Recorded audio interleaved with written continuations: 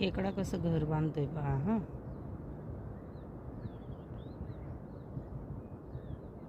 किती छोटा आहे. आतमधून मातीचा छोटा गोळा बनवतोय, वर ठेवतोय.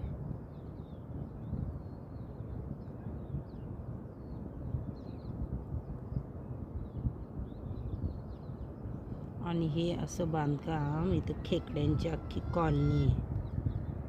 छोटे मोठे अख्ख्या समुद्रावर सगळीकडं खेकड्यांचीच घरं आहेत.